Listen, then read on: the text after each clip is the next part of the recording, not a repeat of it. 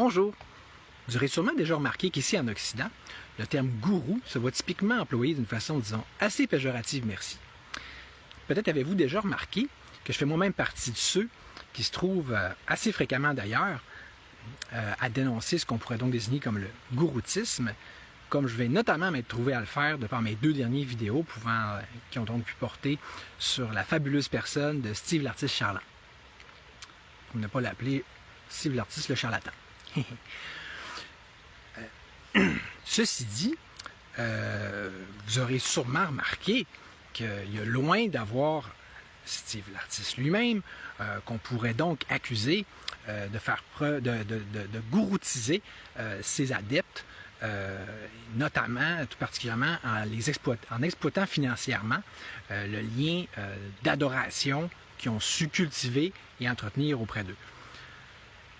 Surtout que ce genre de dynamique-là, vous aurez remarqué, qui est tout particulièrement visible et présent dans ce qu'on peut appeler la résistance, la complosphère, etc., etc. Le problème que je vois là-dedans, même si ce genre de dénonciation-là me semble plus pertinente que jamais, en même temps, on se trouve à comme passer sous couvert, en se faisant, le côté positif qu'il peut y avoir au terme de gourou, surtout qu'en fait on parle ici, on parlerait carrément ici du sens originel et original du terme en question, qui, rappelons-le, provient de l'hindouisme. C'est donc un mot sanskrit qui voulait simplement dire à la base enseignant, maître, un peu comme celui de rabbi au niveau du judaïsme. Tu sais, là, fait que un enseignant, on a déjà vu quand même pire que ça dans la vie, là. Donc, à cet effet-là, j'avais prévu vous lire tout simplement un petit chapitre tiré de ce livre-ci, et qui donc, comme vous pouvez voir, un titre assez éloquent et assez clair, merci. Je ne vais même pas me risquer à lire le nom de ce moine tibétain-là, par exemple, quoique je vais m'assurer certainement, par exemple, de mettre dans la description les liens de 2 posts que j'ai déjà fait à son sujet, et puis qui sont d'une part des extraits, en fait c'est une part des extraits d'un de ses livres, puis d'autre part c'est comme le résumé du début de ce livre-là qui s'appelle Shambhala, la voie du guerrier. Fait qu'il est vraiment assez fort, le gars, comme je vais vous laisser d'ailleurs vous en juger par vous-même assez vite. Fait que, surprenez-vous pas, dans le fond, on va faire un petit peu de lecture ensemble, parce que c'est encore ça qui va être le plus simple, l'air de rien. Il y a trop d'éléments, puis ça serait trop complexe d'essayer de vous résumer ça, puis je manquerai l'essentiel de la chose tant qu'à ça. Alors, allons-y. Lorsqu'on en vient au travail spirituel, on est confronté au problème de la relation avec un maître, lama, gourou, quel que soit le nom que l'on donne donc à la personne dont on suppose qu'elle va nous dispenser un enseignement spirituel. Ces termes, en particulier celui de gourou, ont acquis en Occident une résonance qui induit en erreur et généralement ajoute à la confusion concernant la signification du travail avec un maître spirituel. Ce n'est pas pour dire que les Orientaux savent se comporter avec un maître, tandis que les Occidentaux ne savent pas, eux, trouver l'attitude juste. Le problème est en fait universel. Regardons. Les gens viennent toujours à l'étude de la spiritualité avec des idées préconçues sur ce qu'ils vont obtenir et sur la façon de se comporter avec la personne qui, pensent-ils, va leur donner ce qu'ils attendent. L'idée même que l'on va recevoir quelque chose du maître, le bonheur, la paix, de l'esprit, la sagesse, quoi que ce soit que l'on recherche, est de tous les a priori l'un de ceux qui posent le plus grave problème. Avez-vous remarqué que, selon l'auteur lui-même, un des gros problèmes du gouroutisme, c'est au niveau de l'adepte lui-même, puis de toutes les idées préconçues, de toutes les attentes qui peuvent se faire. Donc, quant à quoi est-ce que le maître devrait ressembler, hein, parce qu'on a le même problème au niveau de la politique aussi. Tu regardes des André Pitt de ce monde qui vont dire, ben non, il ne faut pas qu'un chef de parti ça ait les cheveux longs. Ben non, c'est bien. Et si ce disciple c'était en ça, qu'est-ce qu'il veut? Pourquoi est-ce qu'il va chercher un maître? Pourquoi qu'il ne soit pas son propre maître? Hein? Ça ne serait pas fou d'ailleurs en partant. Mais, fait que tu sais, Même chose pour qu'est-ce qu'on est censé retirer de l'enseignant. Si tu sais tout déjà qu'est-ce que tu es censé vouloir te faire enseigner, pourquoi tu vas chercher un enseignement? T'sais? Fait que, je ne sais pas si déjà vous voyez que c'est souvent comme ça. Salut Marc Leblanc. Donc, je continue. Ainsi serait-il bon, je crois, d'examiner la façon dont certains fameux disciples ont pu traiter la question de la relation à la vie et au maître spirituel. Peut-être ces exemples auront-ils quelques pertinences par rapport à notre propre recherche individuelle. Et j'ajouterai à la question, au contexte actuel, et, que je vous ai décrit tantôt tout particulièrement. Donc, surtout pour ce qui est du nôtre dans la complosphère. L'un des plus célèbres maîtres tibétains, qui est aussi l'un des patriarches de la lignée Kagyu, dont je suis membre, fut Marpa, disciple du maître indien Naropa et maître de Milarepa, son très célèbre fils spirituel. Comme vous pouvez voir, là, on rentre vraiment spécifiquement dans une certaine branche du bouddhisme, donc le bouddhisme tibétain. Fait que c'est sûr que là, par définition, c'est pas censé tout nous dire quelque chose, ces termes-là. D'où le pourquoi que je vous en instruis, justement. On va apprendre un petit peu plein de choses ensemble aujourd'hui. Marpa était donc un bon exemple de self-made man, donc d'homme qui a su se faire son propre succès. On dirait un bon exemple de méritocratie aujourd'hui. D'ailleurs, je vais vous en parler. Il était issu d'une famille de fermiers, mais il était ambitieux et tout jeune. Il choisit la carrière scolastique et religieuse pour accéder à une position de renom. On peut imaginer la somme colossale d'efforts et la détermination qu'il fallut au fils d'un cultivateur pour se hausser à la position sacerdotale dans la tradition religieuse locale. Vous voyez, tout de suite, je ne sais pas si vous avez des exemples similaires qui viennent à l'esprit, mais moi, je pense tout à mon propre père, qui est lui aussi fils de cultivateur, puis qui a réussi à devenir avocat. C'est le même genre de détermination, là, puis d'opiniâtreté dont il est question ici. Dans le Tibet du 20e siècle, il n'y avait que peu de moyens pour un homme d'atteindre une position élevée. Le commerce, le banditisme ou particulièrement le sacerdoce. À l'époque, faire partie du clergé local représentait l'équivalent d'être de nos jours à la fois médecin, avocat et professeur d'université. Encore là, je vais faire le lien cette fois avec mon oncle, qui a 7 ans de plus que mon père. Il est né en 1945, puis même si moi, mon oncle et mon père, on est tous les trois allés au séminaire de Chicoutimi, même dans le temps de mon père, c'était très différent. Tu n'allais pas là nécessairement pour devenir un prêtre, mais dans le temps de mon oncle, c'était, dès que quelqu'un était un peu intelligent, il disait, on va l'envoyer au séminaire pour en faire un prêtre. Parce que c'était une des façons, on va dire, de sortir à la pauvreté, mais aussi c'était une des postes qui avait le plus de prestige. Salut Jesse. Marpa commença par apprendre le tibétain, le sanskrit, plusieurs autres langues et la langue parlée en Inde, qui était évidemment plus le sanskrit à l'époque déjà. Après 3 années d'études environ, comme au temps du Bouddha, il en savait assez pour gagner un peu d'argent comme répétiteur. Et avec cet argent, il put continuer ses études et devint éventuellement un genre de prêtre bouddhiste. Un tel office lui donnait une renommée locale, mais Marpa ne voulait pas en rester là. Et bien que marié et père de famille maintenant, il continua à faire des économies jusqu'à disposer d'une grosse quantité d'or.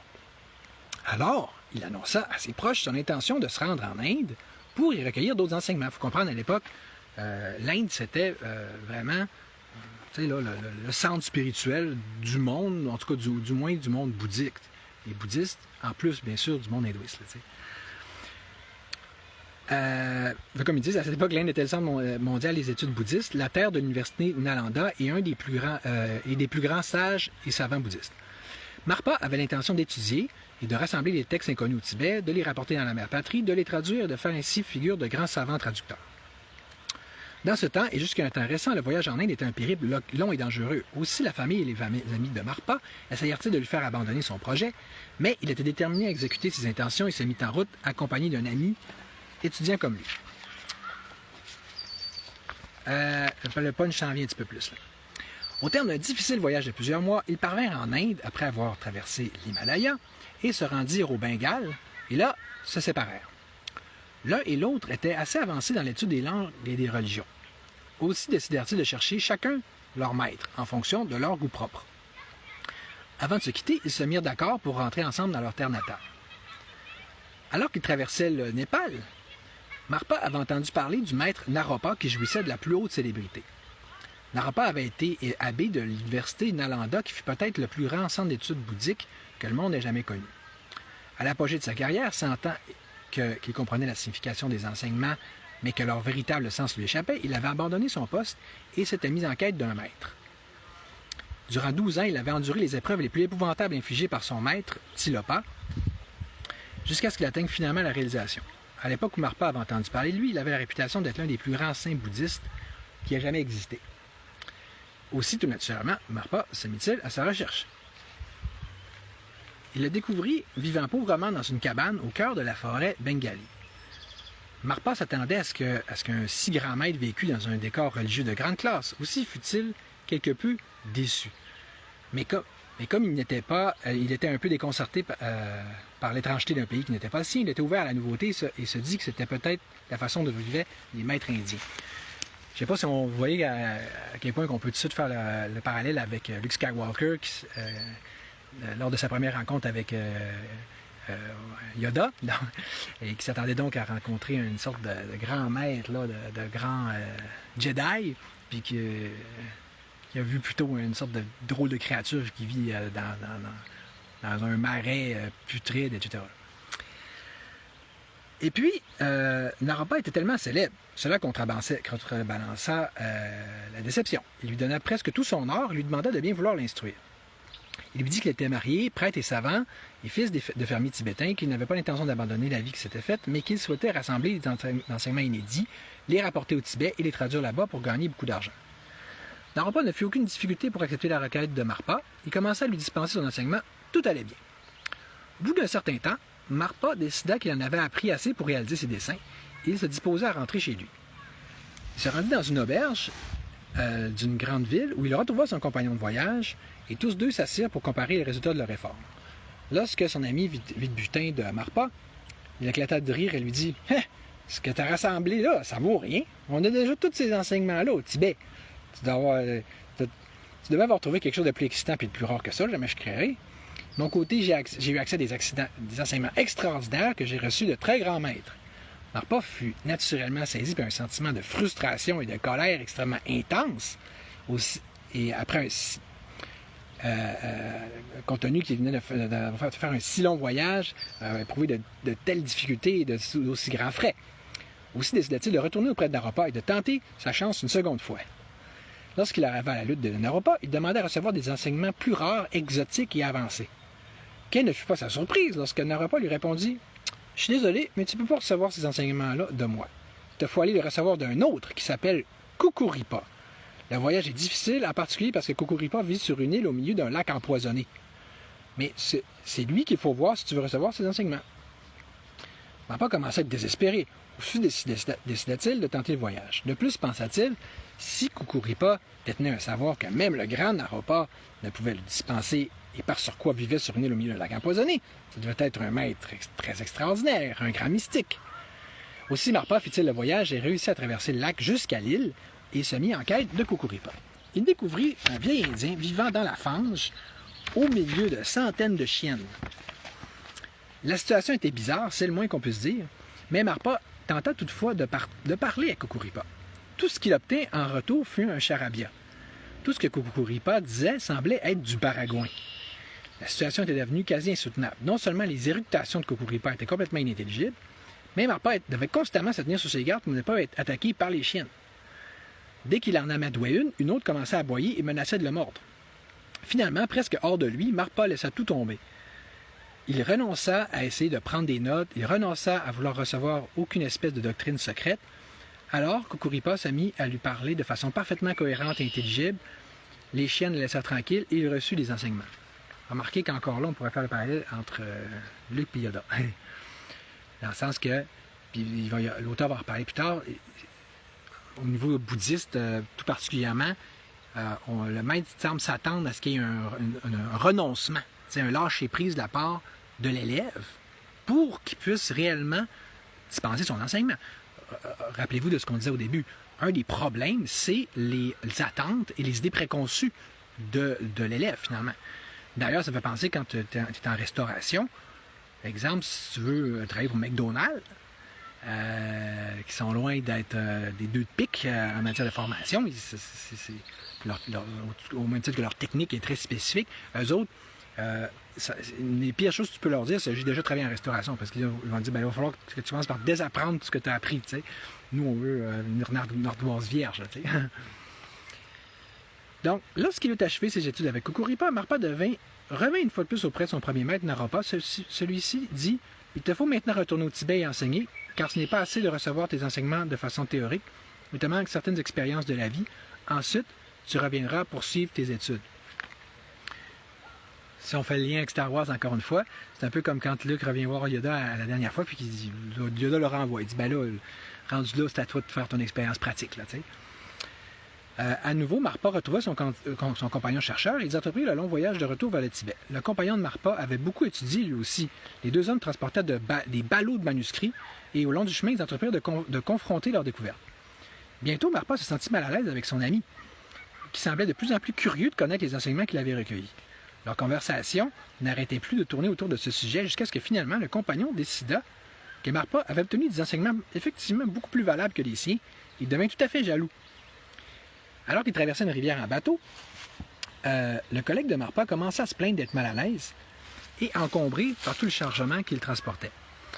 Il changea de position dans le bateau comme pour se mettre à son aise et réussit, dans son mouvement, à jeter tous les manuscrits de Marpa dans la rivière.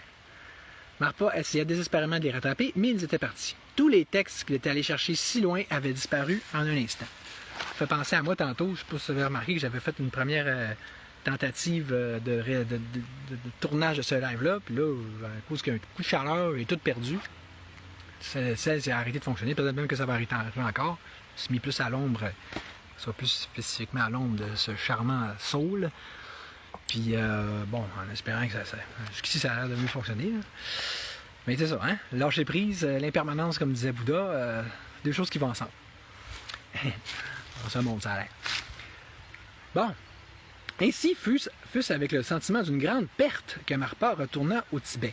Il avait beaucoup d'histoires à raconter sur ses voyages et ses études, mais rien de solide pour prouver la véracité de son savoir et de son expérience. Il passa cependant plusieurs années à travailler et à enseigner jusqu'à ce qu'à sa surprise, il réalisa que ses écrits ne lui eussent été d'aucun secours, même s'il avait pu les sauver, parce qu'alors qu'il était en Inde, il avait pris des notes écrites seulement sur les fragments d'enseignement qu'il ne comprenait pas. Il n'avait pas consigné les leçons qui faisaient partie de sa propre expérience. Il avait fallu des années pour découvrir qu'elle était véritablement devenue une part de lui-même. Cette découverte ôta à Marpa tout désir de tirer un profit des enseignements. Il ne chercha plus à gagner de l'argent ou à atteindre la célébrité, mais fut animé par le désir de réaliser l'illumination.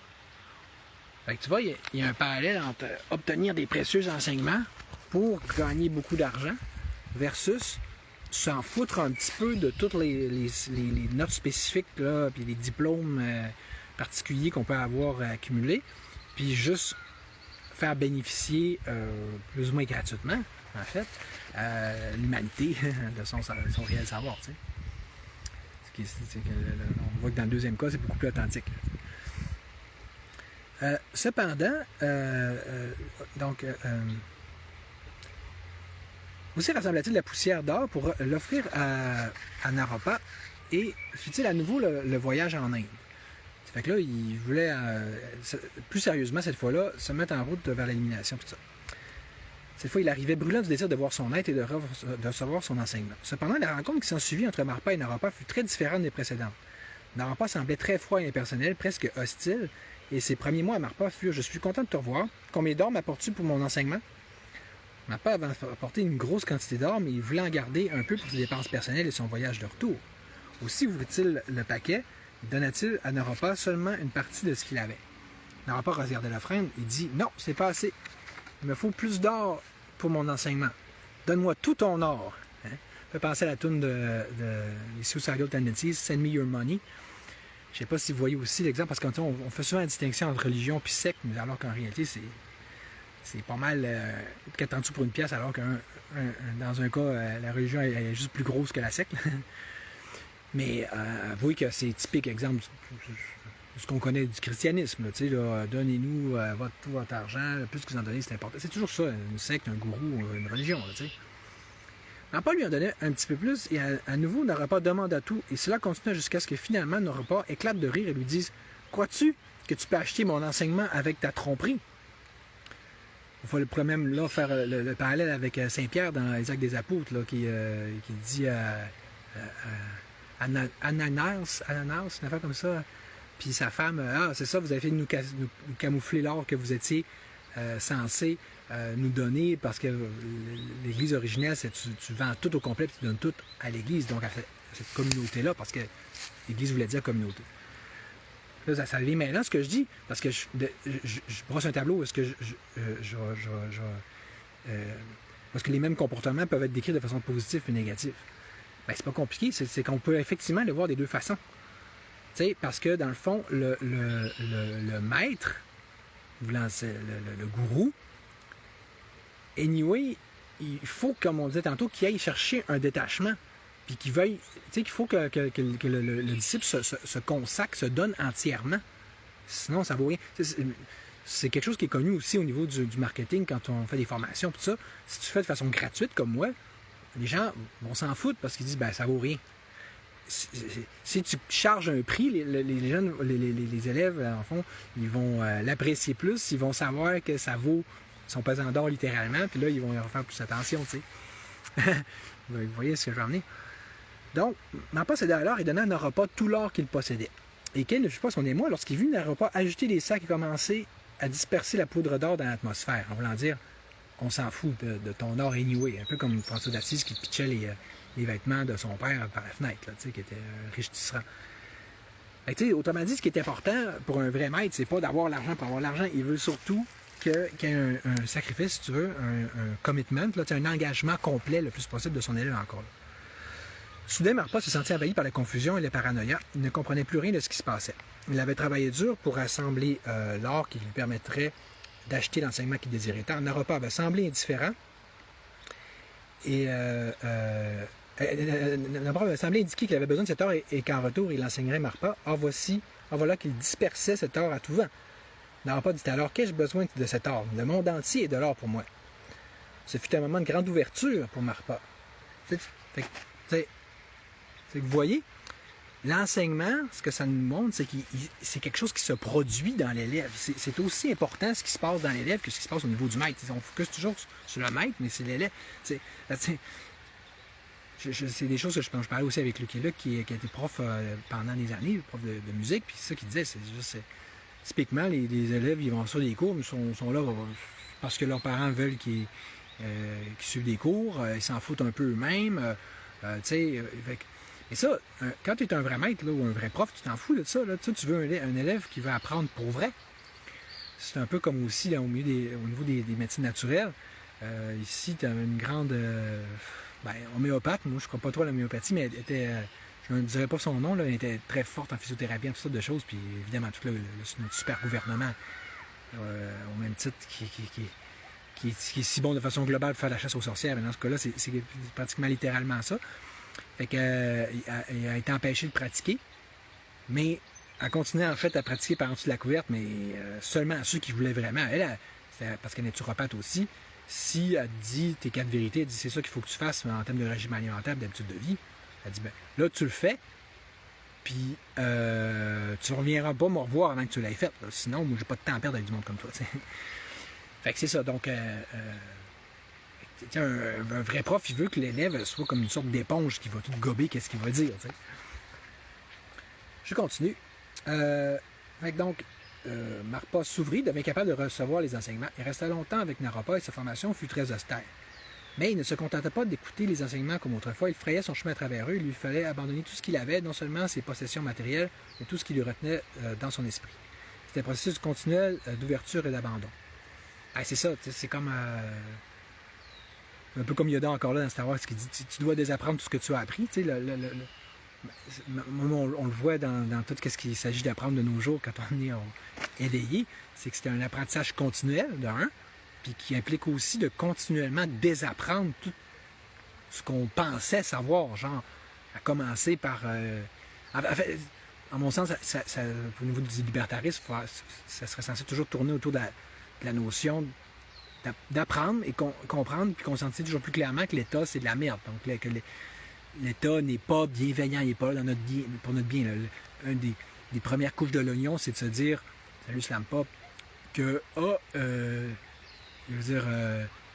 l'arnaque COVID, c'était justement une arnaque, le vaccin, il n'était pas bon, etc. Mais là, ça, c'est l'entrée en matière. T'sais, si c'est juste ça que tu as compris, puis tu penses qu'après ça, le reste du gouvernement, c'est bon, ben tu as du chemin à faire, mon petit gars. Fait que faut comme que continuer à désapprendre continuellement ce qu'on nous a appris, donc à se défaire d'une couche d'oignon après l'autre, ne serait-ce que pour ce qui est de notre foi en l'État. Vous comprenez? C'est ça pour tout le reste aussi. Ouais, je veux dire pour bien d'autres choses, ça m'a dit. Mais sauf que c'est à mon sens ce qui est vraiment le plus important en ce moment, là, mais fin de la parenthèse. Fait que, donc, on parle d'un processus continuel d'ouverture et d'abandon. Dans le cas de Milarepa, OK, qui est, je pense qu'il dit tantôt le disciple de l'autre, de Marpa, la situation se développa de façon tout à fait différente. C'était un paysan beaucoup moins instruit et raffiné que Marpa lorsqu'il avait rencontré Naropa, et il avait commis de nombreux crimes, y compris le meurtre. Il était malheureux au plus haut point, il avait soif de l'élimination, par exemple, il était prêt à payer le prix que Marpa lui demanderait, quel qu'il fût. Aussi, Marpa fut-il à payer, mais n'aurait pas physiquement au pied de la lettre. Il fit construire une série de maisons pour lui, l'une après l'autre, et lorsque l'une était achevée, Marpa demandait à Milarepa de leur jeter bas et de rapporter toutes les pierres où il les avait trouvées. C'est des affaires de fous comme ça. Je ne sais pas si vous voyez le parallèle cette fois dans Karate Kid, le fait que Miyagi demande constamment à Daniel San de faire des tâches, tu sais, dans le fond, physique, de travail manuel, pour son compte, bien sûr. Ce qui, encore là, implique d'avoir une sorte d'attitude de détachement, de lâcher prise d'ouverture, mais aussi de soumission, finalement, tu sais, puis de genre, là, tu sais, que l'élève devienne vraiment la continuation du maître, puis qu'il ne questionne pas, tu sais. Puis en même temps, ben là, oui, il y a des précédents d'arts martiaux qui montent à travers ça, là. Mais tu sais, dans le cas qu'on voit là, il y a aussi une question d'écouler finalement le mauvais karma de l'élève. Fait que tu sais, que le maître soit dur envers l'élève, dans ce sens-là, il y a une utilité aussi. Tu sais, il y a plusieurs utilités en fait. Fait que je sais pas si vous voyez déjà le parallèle qu'on peut faire avec, mettons, je sais pas moi, Steve l'artiste. De demander d'exploiter financièrement ses élèves, pour le dire ainsi, ou d'y imposer toutes sortes de corvées ou de châtiments, si on veut, ou de tâches. Est-ce que c'est nécessairement toujours des mauvaises choses? Est-ce que c'est le signe d'un mauvais maître? Pas nécessairement. Mais ça veut pas, c'est pas parce que tu fais ça que tu es un bon maître. Tu comprends? C'est pas parce que tu imites, tu fais comme un bon maître, que ce soit un Yoda, un Miyagi-san, ou comme les maîtres du chapitre que je viens de lire, que tu en es un. C'est bien beau d'avoir lu des livres. Ben moi, je vais faire comme eux autres, comme un enfant qui imite son plus grand frère. Mais ça fait pas de toi. Ça veut pas dire que tu l'as l'affaire. Dans le fond, ce qui amène à la vraie question, c'est qu'est-ce que c'est qu'un vrai maître? Ah, ben ça commence peut-être par avoir de la vraie sagesse. La vraie sagesse, ça commence comment? Peut-être avec tes actions. C'est quoi les genres d'enseignements que tu donnes? Ça vaut-tu la peine ou ça vaut-tu pas la peine? Dis, on reconnaît l'arbre à ses fruits, là, tu sais, t'as fait-tu la job ou pas? Puis tout ça, c'est au niveau de l'élève que ça se valide aussi, justement. Si vous gobez les paroles de n'importe quel gourou, vous en faites des gourous. Tu sais, j'ai un exemple, il vous montrerait à manger du chewing-gum. Ah, c'est le grand pro du chewing-gum. Ben là, c'est ça. C'est comme on dit, au royaume des aveugles, les bons, ils sont rois. Fait que, tu sais, c'est symbiotique, par définition, la relation entre maître et gourou, là, entre gourou et élève. Fait que seront des gourous ceux que vous définissez comme tels. Fait que plus vous allez choisir des maîtres sophistiqués ou avancés ou qui enseignent les vraies affaires, plus ça va ressembler à quelque chose de logique et d'utile comme relation maître-élève. Puis plus que là, même si de l'extérieur, on pourrait dire, ben ils font quand même les mêmes affaires, ils font, tu sais, le maître, il va imposer à son élève des épreuves, des entraînements difficiles, puis il va demander tel sacrifice, tel paiement. Ouais, mais c'est quoi le fruit, c'est quoi le résultat? C'est quoi la qualité du maître? C'est quoi le score qu'on peut lui donner, tu sais, à la limite, vous comprenez? Fait que, tu sais, là, je passe les bouts là, de cette partie-là du chapitre, là, parce que ça devient un peu répétitif puis même un peu décourageant, les sacrifices qui sont imposée, là, dans ce deuxième cas-là. Je reprends juste la narration là, de l'auteur lui-même, OK? Dans le domaine spirituel... c'est pas ça. Non, c'est pas là que je devrais recommencer. OK, ouais, c'est ça. Pour recevoir l'enseignement, il faut que l'étudiant donne quelque chose en retour. Il y a nécessité d'une sorte d'abandon psychologique, d'un cadeau quelconque. Tu sais, même on pourrait dire en termes universels, il faut qu'il y ait un échange, il faut qu'il y ait un transfert. Tu peux pas juste recevoir, il faut que tu donnes à Mané, c'est aussi dans la vie, tu sais. Et c'est bien pourquoi nous avons dû aborder la question du lâcher-prise, de l'ouverture, de l'abandon, de toute attente avant de pouvoir parler de la relation entre maître et disciple. Il est nécessaire, il est essentiel d'abandonner, de s'ouvrir, de se présenter au maître tel que l'on est, plutôt que d'essayer de se présenter comme un étudiant valable. Peu importe comment on est prêt à payer et si on se comporte correctement, si on est assez malin pour dire ce qu'il faut dire, il ne s'agit pas d'une interview comme pour trouver du travail ou pour acheter une voiture. On obtient un travail que l'on cherche si on a des bonnes références, ou si on est proprement habillé, les chaussures bien cirées, si on parle bien, si on a des bonnes manières. On obtient la voiture si l'on dispose de suffisamment d'argent ou si on a un crédit sûr. Il y a deux choses que je voudrais dire ici. Premièrement, c'est ça, quand on parle de l'échange, c'est comme quand tu vas étudier en Vipassana ou dans des ashrams, ils vont te dire qu'est-ce que tu veux offrir en retour, un peu comme justement dans le cas de Steve l'artiste qui demandait à Alexandre Pat Dupuis d'aller récolter des donations. Pat, il disait qu'est-ce que vous êtes prêt à donner? Ça, c'est un élément qui est un peu universel. Encore il faut dire que ça vaut la peine, comme je vous le dis, là. Mais tu sais, qui se base sur la libre association, puis quasiment sur la notion que l'élève choisisse lui-même qu'est-ce qu'il veut donner à la limite, ou qu'est-ce qu'il est prêt à donner. Ça, c'est une première chose. Puis deuxième, c'est que, il y a tout, dans le domaine spirituel ou du vrai apprentissage, on serait censé, à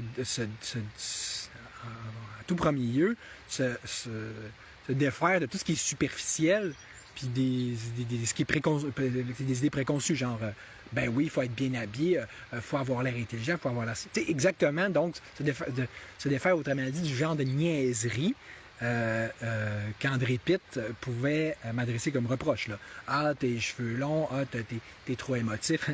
C'est vraiment genre... c'est de différencier le contenant puis le contenu à ce point-là. Donc, la substance puis l'apparence, c'est problématique de façon majeure. Surtout que, en mon sens, on est tellement rendu mal pris au niveau politique que le spirituel puis le politique seraient censés se confondre.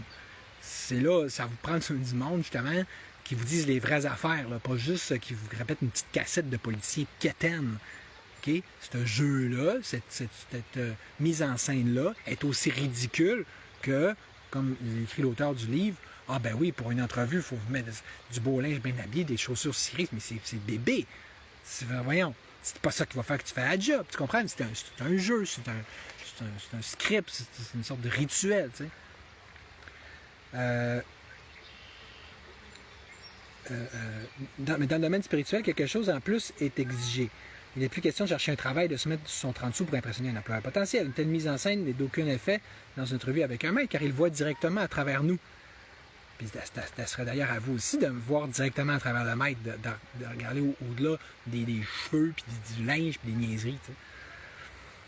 Donc le maître est amusé que nous ayons fait un effort d'élégance pour venir le voir. Quant même quoi que ça il peut être flatté de ça. T'sais. Quant aux gestes trop prévenants, ils ne sont pas adaptés à la situation. En fait, ils sont futiles. Nous devons nous engager réellement, nous ouvrir en face de notre maître. Nous devons souhaiter abandonner toutes nos idées préconçues. Milarepa s'attendait à rencontrer à Marpa un grand savant et un être rayonnant de sainteté, habillé en yogi, portant des chapelets, récitant des mantras et plongé dans une profonde méditation. Il trouva Marpa en train de travailler dans sa ferme et de donner des ordres à des manœuvres et de labourer la terre. Parce que c'est ça, Marpa, lui, il est devenu... c'était un moine, ouais, puis un maître, mais fermier. Tout comme des moines guerriers. Je vais essayer de trouver le bout où est-ce qu'il en parle de ça. Hein.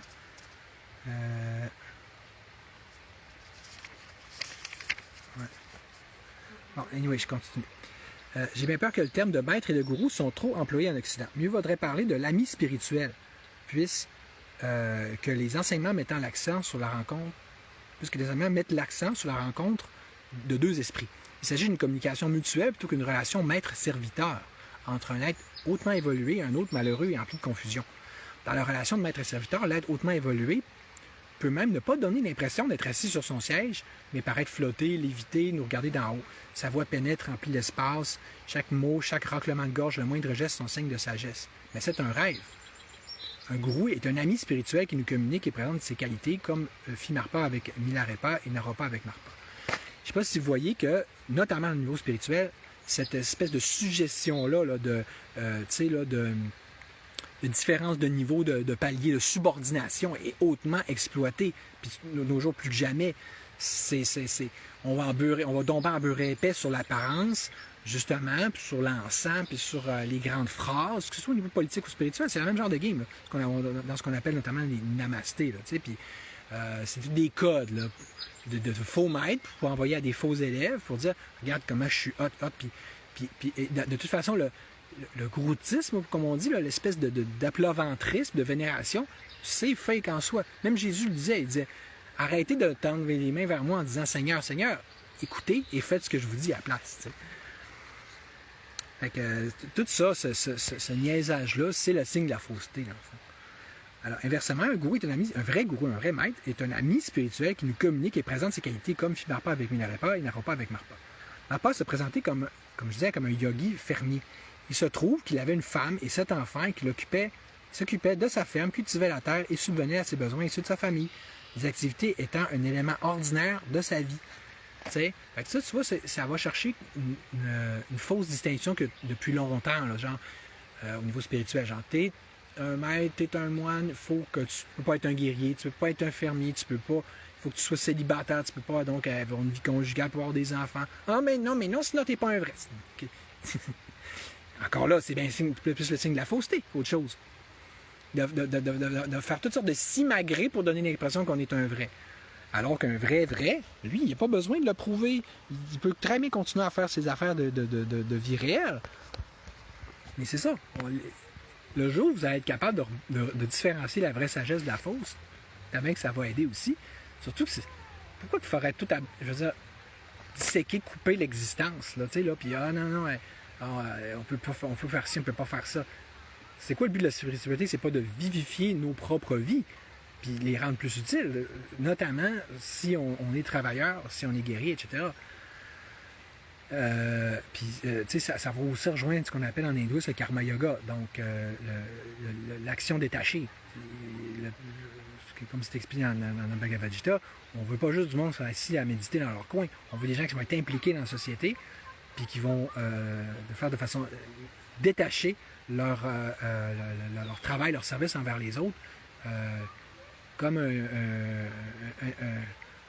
un acte spirituel, un sacrifice qu'on ferait dans un temple, carrément. Tu sais. OK. Fait que je reviens à Marpa, au yogi fermier, autrement dit. Comme il dit, les activités étaient un élément ordinaire de sa vie. Il prenait soin de ses étudiants de la même façon que de ses récoltes et de sa famille. Il était tellement profond, tellement concentré sur chaque détail de sa vie quotidienne qu'il était capable d'être un maître compétent aussi bien qu'un père de famille et un fermier avisé.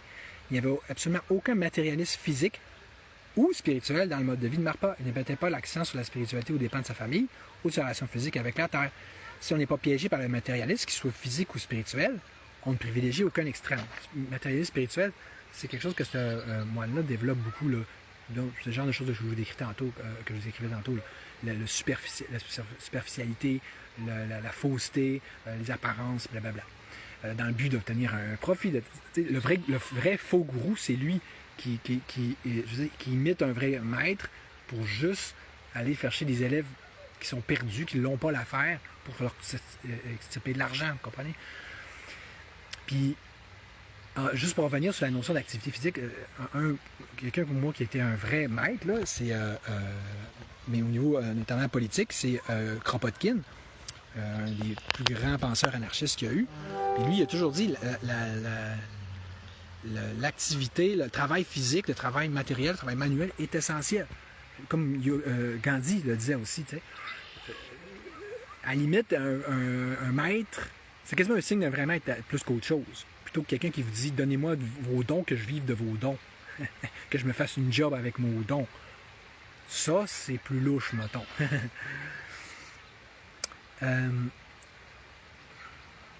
Il n'est d'aucun secours de prendre quelqu'un pour maître simplement parce qu'il est célèbre, parce qu'il s'est fait un nom en publiant des montagnes de livres et converti des milliers ou millions de gens. Les critères sont bien plutôt les suivants. Êtes-vous, oui ou non, véritablement capable de communiquer avec cette personne de façon directe et profonde? Jusqu'à quel point vous illusionnez-vous? Ou je serais porté à dire jusqu'à quel point vous illuminez-vous avec la personne? Est-ce que lui est illuminant? Est-ce que vous voulez vraiment être illuminé, ça par lui de façon globale, tu sais? Ou juste vivre une sorte de buzz de sectaire, tu sais? Si vous vous ouvrez véritablement à votre ami spirituel, alors vous pouvez travailler ensemble. Êtes-vous en mesure de lui parler avec justesse et profondeur? C'est-il quelque chose de vous? Dès que la personne te prend de haut, là, que tu n'es pas capable de lui parler, qu'il y a toujours une sorte de sentiment induit de supposée supériorité, hein, de supposée suggestion, comme je disais tantôt, puis de subordination, ça marche pas. C'est là que tu vois que l'anarchisme, ça va rejoindre en fait toutes les plus grandes traditions spirituelles. Donc le maître, c'est-il quelque chose de vous? C'est-il quelque chose de lui-même d'ailleurs? Est-il réellement capable de voir à travers vos masques, de communiquer avec vous de façon directe et juste? Voici quels paraissent être les critères lorsqu'on cherche un maître plutôt que la renommée et la sagesse. Tu vois, le vrai maître, il va voir à travers toi. Il n'a pas besoin de faire comme Steve l'artiste ou comme la DPJ, d'aller chercher des petits détails de ta vie personnelle pour les revirer contre toi, d'aller te rebrasser tes traumas pour aller te remettre en position de vulnérabilité pour mieux te manipuler. Ça, c'est tout du niaisage de faux prophètes, puis de faux gourous, puis de faux maîtres. Vraiment, il s'est encore là de ça, il veut très bien comme t'es, puis dans ce que t'es. Regardez bien ça. Une autre histoire intéressante raconte l'aventure d'un groupe de gens qui avaient décidé de se mettre à l'école d'un grand maître tibétain. Ils avaient déjà reçu quelques enseignements d'autres maîtres, mais tenaient à recevoir l'enseignement de ce maître particulier. Extrêmement désireux de devenir ses étudiants, ils demandèrent une entrevue, mais le maître ne voulut accepter aucun d'entre eux. Je vous accepterai, leur dit-il, à la seule condition que vous renonciez à vos maîtres précédents. Écoutez bien ça. Les membres du groupe discutèrent, tâchant de lui faire comprendre combien il lui était attaché, combien sa réputation était grande et à quel point il souhaitait étudier avec lui. Mais il refusait catégoriquement de les accepter, à moins qu'ils ne remplissent la condition exigée. Finalement, tous sauf un décidèrent d'abandonner leur maître précédent, qui en fait leur avait déjà appris beaucoup de choses. Le maître eut l'air très satisfait et leur dit de revenir le lendemain. Mais lorsqu'ils revinrent, il leur tint ce discours. « Je vois votre hypocrisie. La prochaine fois que vous irez voir un autre maître, vous m'abandonnerez. Alors sortez d'ici. » Et il les jeta dehors, à l'exception de celui qui savait apprécier ce qu'il avait appris auparavant, puis qui était donc authentique, puis qui ne cherche pas de jouer un show, puis de jouer un jeu, puis d'impressionner l'autre. Voyez-vous que c'est mutuel, la relation maître-disciple, peu importe le terme. Si c'est positif, peu importe le terme qu'on met dessus, même chose si c'est négatif. Si le maître il exige du niaisage superficiel de la part de ses élèves, c'est un mauvais maître. Et si l'élève il embarque dans ce genre de niaisage superficiel, c'est un mauvais élève. Il n'est pas là pour les bonnes raisons. Tu n'es pas censé avoir à donner un show si tu es un maître. Tu n'es pas censé chercher un show si tu es un élève. Tu n'es pas censé donner un show si tu es un élève non plus. Vous comprenez? Tu n'es pas censé... ah ouais, t'sais, oui, un maître, c'est censé te demander des sacrifices, c'est censé te demander des épreuves puis des entraînements, des affaires qui sont censées difficiles. Mais c'est pas ça le critère, c'est ça que je vous disais depuis tantôt. C'est faut voir un peu plus loin que ça, là. C'est comme... c'est pas vous dire, oui, il faut manger. Ouais, mais ça veut pas dire qu'il faut manger de la malbouffe, tu comprends? Oui, il faut une job, mais il faut pas dire qu'il faut travailler pour une multinationale corrompue. C'est comme... Fait que c'est ça. Fait que, tu sais, si tu te demandes des sacrifices qui sont indus, le maître, qui sont stupides, en fait, c'est peut-être plus un test d'esprit critique. Ça revient au genre de groutisme que nous impose le gouvernement. Tu sais, si... oui, mettez-vous un masque d'enfant, suivez des lignes. Disons, mettez-vous un poison dans le corps. Mais là, si vous suivez ce genre de gourou stupide sectaire gouvernemental-là, c'est vous le pire. C'est vous le problème, littéralement. OK? Mais oui, faut bien qu'on fasse qu'est-ce que le gouvernement nous dit. Ah oui, comme dans la secte de Moïse Thériault. Ah, faut bien qu'on fasse qu'est-ce que notre gourou de secte. Hey, achète-toi un cerveau. Vous voyez, un vrai bon maître, il n'est pas censé te demander de renoncer à ton esprit critique. Au contraire, il peut s'amuser à te tester, ton esprit critique. Puis ta capacité donc à penser par toi-même. Puis en fait, solliciter ça, il va susciter ça, il va nourrir ça, il va alimenter ça. C'est ça, là. Bon, être un bon, c'est pas la même chose qu'être un pas bon. Mais oui, il va te faire travailler sur toi, puis, exemple, lâcher prise, puis tout ça. Tout est dans le comment, et non pas dans le principe de faire n'importe comment. T'sais. Donc, je continue. Il jeta dehors, à l'exception de celui qui savait apprécier ce qu'il avait appris auparavant. La personne qui l'acceptait n'essayait pas d'entrer dans un jeu mensonger et n'essayait pas de faire plaisir au gourou en faisant semblant d'être autre chose de ce qu'elle était. Si vous voulez entrer en amitié avec un maître spirituel, faites connaissance simplement, ouvertement, de façon qu'elle s'instaure une communication sur un plan d'égalité plutôt que d'essayer de forcer le maître à vous accepter. Pour en revenir à Steve l'artiste, ça m'avait surpris moi aussi. Des gens comme ça n'acceptent pas, comme j'en parlais dans mon dernier live, qui se retrouvent même de près ou de loin, même moindrement, sur un sentiment d'égalité. Ils ont besoin de se sentir dans ce sentiment de fausse supériorité. Ils ont besoin qu'on leur liche les pieds. Ils ont besoin qu'on se jette à plat ventre devant eux. Sinon, sinon ils ne se sentent pas bien. Ils figent intérieurement. Pourquoi? Parce que c'est des gros mous, dans le fond. Ils ont besoin d'un complexe de supériorité pour compenser, évidemment, manifestement, un complexe d'infériorité qui est en fait largement mérité. Faut vraiment être poche, il faut vraiment être loser pour avoir besoin d'être adulé, là, comme une sorte de drogue, là. Puis que sinon, tu capotes. T'es bien pas fort. T'sais, souvent, ces gens-là ne sont pas capables de tenir une vraie discussion. Là. Ils ne pensent pas comme eux autres, ils capotent. D'ailleurs, je sais pas si tu as remarqué la chicane qu'il y a eu entre Joe Indigo et Steve l'artiste, c'est comme ça que ça a commencé. Parce que Joe, il a une tête forte, il ne mange pas ses mots, c'est ce qu'il dit. Il fait juste dire quelque chose qui n'avait pas le même sens que Steve. Là, Steve, il capotait. Va voir ailleurs que sur mon wall. Joe, il dit, j'ai le droit de parole, je suis sur Facebook. Je te bloque. Mais il est comme ça, Steve. Ces gens-là n'endurent pas ni la discussion, ni la concurrence que pourrait faire un quelconque sentiment d'égalité. Ils veulent des petits soumis comme le gouvernement. Et quand vous allez être comme ça, que vous allez vous prendre des leaders de même, non par vous-même, non content, non satisfait d'avoir déjà le gouvernement, qui clairement est là de par vos propres fautes. Et vous comprenez-vous que ça va continuer de mal aller? Oui, merci. Maintenant, c'est appris pour aujourd'hui, à la semaine prochaine. Et voilà.